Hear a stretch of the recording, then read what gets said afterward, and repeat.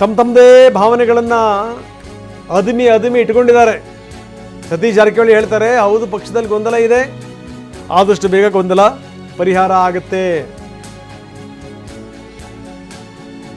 ಇದೇ ಸತೀಶ್ ಜಾರಕಿಹೊಳಿ ಹೇಳಿದರು, ಇಲ್ಲ ಮುಹೂರ್ತ ಫಿಕ್ಸ್ ಮಾಡಿದ್ದಾರೆ.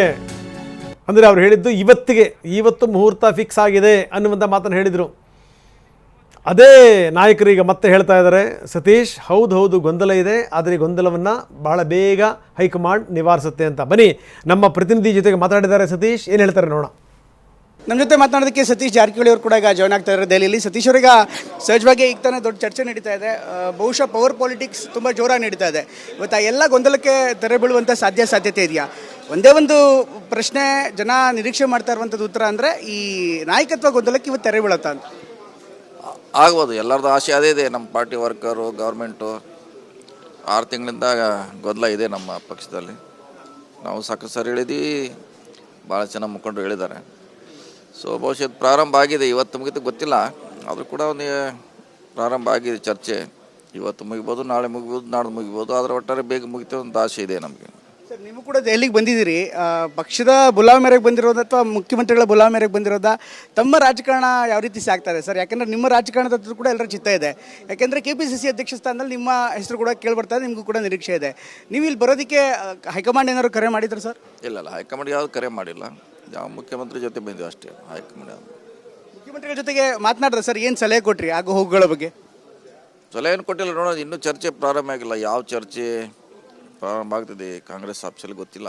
ಅದಾದ್ಮೇಲೆ ನೋಡೋಣ, ಮಧ್ಯಾಹ್ನ ಚರ್ಚೆ ಆಗುತ್ತೆ. ಏನು ಹೇಳಿದ್ರು ಅವರು, ಅದಕ್ಕೇನು ಹೇಳ್ಬೇಕಂತ ಕಾದು ನೋಡೋಣ ಸರ್. ಇದ್ರ ಜೊತೆಗೆ ಈಗ ಮುಖ್ಯಮಂತ್ರಿ ಮತ್ತು ಉಪಮುಖ್ಯಮಂತ್ರಿ ಸ್ಥಾನದ ವಿಚಾರ ಚರ್ಚೆ ಆಯಿತು ಅಥವಾ ನಾಯಕತ್ವ ಬದಲಾವಣೆ ವಿಚಾರ ಮುನ್ನೆಲೆಗೆ ಬಂತು ಅಂದರೆ, ಸಹಜವಾಗಿ KPCC ಅಧ್ಯಕ್ಷ ಸ್ಥಾನದ ಬಗ್ಗೆ ಕೂಡ ಒಂದು ಚರ್ಚೆ ಆಗಲೇಬೇಕಾಗತ್ತೆ. ಜಾತಿ ಸಮೀಕರಣದಲ್ಲೂ ಕೂಡ KPCC ಅಧ್ಯಕ್ಷ ಸ್ಥಾನ ಆಗ ಹೊಸ ಆಯಾಮವನ್ನು ಪಡ್ಕೊಳುತ್ತೆ, ಹೊಸ ನಾಯಕತ್ವ ವಹಿಸುತ್ತೆ. ನೀವು KPCC ಅಧ್ಯಕ್ಷರ ಆಕಾಂಕ್ಷಿಲಿ ಅಥವಾ ನಿಮ್ಮ ಹೆಸರು ಕೂಡ ಪ್ರಬಲವಾಗಿ ಕೇಳಿಬರ್ತಾ ಇದೆ. ನೀವು ಆ ಸ್ಥಾನವನ್ನು ಯಾವ ರೀತಿ ನೋಡ್ತೀವಿ ಸರ್? ನೀವು ರೆಡಿ ಇದ್ದೀರಾ KPCC ಅಧ್ಯಕ್ಷ ಸ್ಥಾನಕ್ಕೆ? ಈಗ ನೋಡಿ, ಇನ್ನೂ ಚರ್ಚೆ ಇದೆ, ಅವ್ರು ಕೇಳಿಲ್ಲ ಇನ್ನೂ ಆಗ್ಬೇಕಾಗ್ತಿರಂತ. ಅದಾಗ ಅದು ನಮ್ಮ ಅಭಿಪ್ರಾಯ ಹೇಳುವಂಥ ಪ್ರಯತ್ನ ಮಾಡ್ತೀವಿ.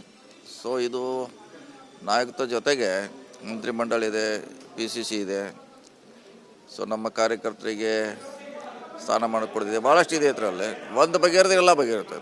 ಸರ್, ಪಕ್ಷದ ಹಿರಿಯ ನಾಯಕರಾಗಿ ತಮ್ಮ ಮುಂದೆ ಇರುವಂಥ ಆಯ್ಕೆ ಏನು ಸರ್? ನಾಯಕತ್ವ ಬದಲಾವಣೆ ಮಾಡಿದ್ರೇನು ಮಾಡದೇ ಇದ್ರೇನು ಇದ್ರ ಮುಂದೆ ತಾವು ಯಾವ ರೀತಿ ವಿಶ್ಲೇಷಣೆ ಮಾಡಿದ್ರಿ? ಯಾಕೆಂದರೆ ಹೋಗೋದಕ್ಕಿಂತ ಮೊದಲು ಚರ್ಚೆ ಮಾಡಿರ್ತೀರಿ ಇದೆಲ್ಲ. ಅಲ್ಲ, ನೋಡೋಣ, ಅದು ಅಂತಿಮವಾಗಿ ಹೈಕಮಾಂಡ್ ಏನು ಮಾಡ್ತಿದೆ ಅದ್ರ ಜೊತೆ ನಾವು ಇರ್ತೀವಿ ಅಷ್ಟೇ. ಅವ್ರು ಏನು ನಿರ್ಧಾರ ಮಾಡ್ತಾರೆ ಅದ್ರ ಜೊತೆ ಎಂಟೈರ್ ಪಾರ್ಟಿ ಇದ್ದೇ ಇರುತ್ತೆ ಅಷ್ಟೇ.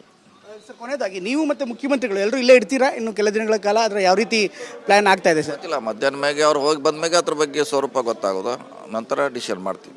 ಬಂದಮೇಲೆ ಮತ್ತೊಂದು ಸರಿ ಮೀಟಿಂಗ್ ಮಾಡ್ತೀರಿ ಅಂದರೆ ಎಲ್ಲ ಮುಖ್ಯಮಂತ್ರಿಗಳ ಜೊತೆಗೆ? ಖಂಡಿತ ಮಾಡ್ತೀವಿ. ಥ್ಯಾಂಕ್ ಯು ಸರ್, ಧನ್ಯವಾದ.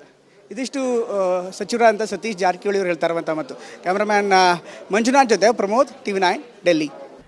ಸೊ ಇದು ಸಂಗತಿ. ಸತೀಶ್ ಜಾರಕಿಹೊಳಿ ಆಡಿರುವಂಥ ಮಾತುಗಳನ್ನು ಕೇಳಿದ್ರಿ. ಇಲ್ಲ, ಯಾರೂ ಕರೆದಿಲ್ಲ, ನಾವು ಮುಖ್ಯಮಂತ್ರಿ ಜೊತೆಗೆ ಬಂದಿದ್ದೀವಿ ಅಂತ. ನೋಡಿ, ಮುಖ್ಯಮಂತ್ರಿಗಳ ಜೊತೆಗೆ ಬಂದಿರುವಂಥವ್ರ ಸಂಖ್ಯೆ ಜಾಸ್ತಿ ಇದೆ. ಈ ಕಡೆಗೆ ಪರಮೇಶ್ವರ್ ಇದ್ದಾರೆ, ಆ ಕಡೆ MB ಪಾಟೀಲ್ ಇದ್ದಾರೆ, ಈ ಕಡೆ ಜಾರ್ಜ್ ಇದ್ದಾರೆ, ಜೊತೆಗೆ ಸತೀಶ್ ಜಾರಕಿಹೊಳಿ ಇದ್ದಾರೆ.